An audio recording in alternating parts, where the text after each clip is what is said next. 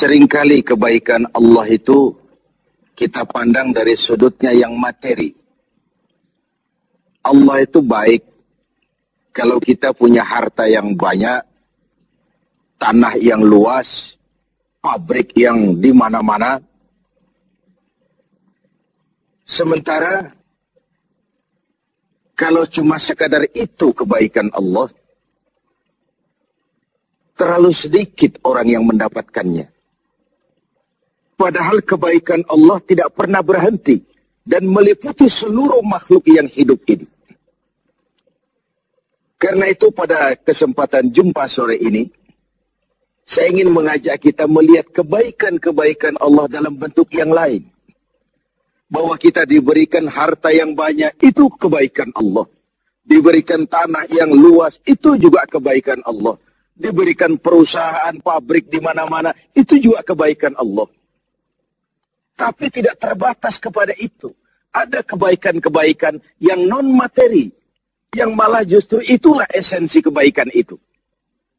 Mari kita renungkan sebuah hadis, di mana baginda Rasul bersabda, arba'atun, man u'tiyahunna, faqad u'tiya khairat dunya wal akhirah. Ada 4 hal. Siapa yang oleh Allah diberikan keempat hal ini, sungguh dia telah diberikan kebaikan dunia dan sekaligus kebaikan akhirat. Kebaikan dunia juga kebaikan akhirat. Ini berarti belum tentu yang baik di dunia menurut kita akan berbuntut baik juga di akhirat. Tapi orang yang diberikan 4 hal ini, dia sungguh diberikan kebaikan dunia dan juga kebaikan akhirat nanti. Apa 4 perkara ini? Yang pertama, qalban syakir. Orang yang oleh Allah diberikan hati yang pandai bersyukur. Ada ungkapan, my heart is my home. Hatiku adalah rumahku. Kalau luas hati, rumah yang kecil besar rasanya. Kalau sempit hati, rumah yang besar pun kecil jadinya.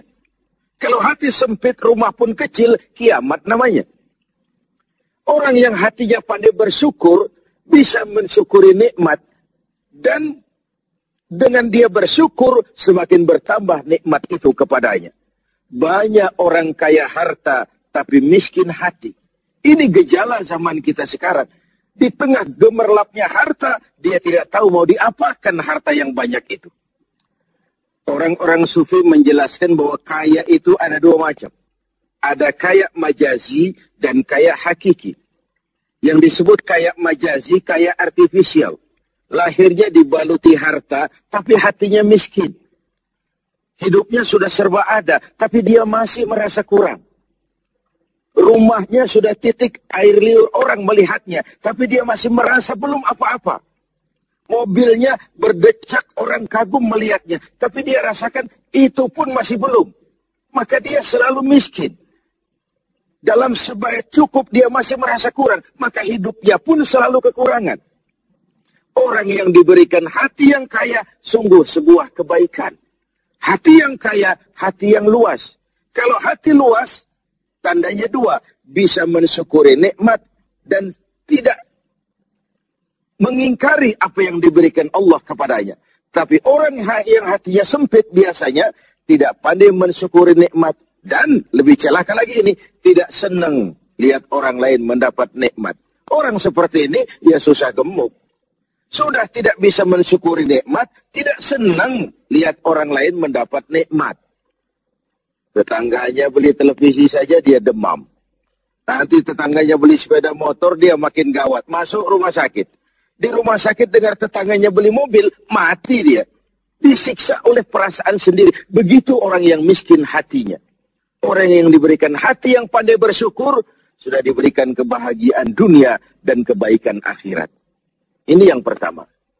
Yang kedua, walisanan zakira. Orang yang diberikan lidah yang pandai berzikir. Menyebut nama Allah dalam artian yang seluas-luasnya. Tasbih ya zikir, tahmid ya zikir, tahlil ya zikir. Tapi ada fenomena lain. Melihat apapun yang mengagumkan, dia kembali kepada Sang Maha Pencipta. Itu pun zikir. melihat semesta jagat raya, melihat bintang gemintang bertaburan di angkasa, melihat lautan luas terhampar biru membentang, melihat gunung tinggi menjulang ke angkasa, semuanya mengingatkan dia kepada Allah. Itu pun zikir. Diberikan lidah yang pandai berzikir, mengingat Allah dalam segala keadaan. Dan bukankah Islam mengajarkan seperti itu? Dari hal-hal yang paling kecil, memulai pekerjaan, bismillah. Melihat sesuatu yang hebat, Masya Allah. Melihat sesuatu yang luar biasa, Subhanallah. Terkejut, Astaghfirullah. Berjanji, Insya Allah. Semua dikaitkan dengan Allah.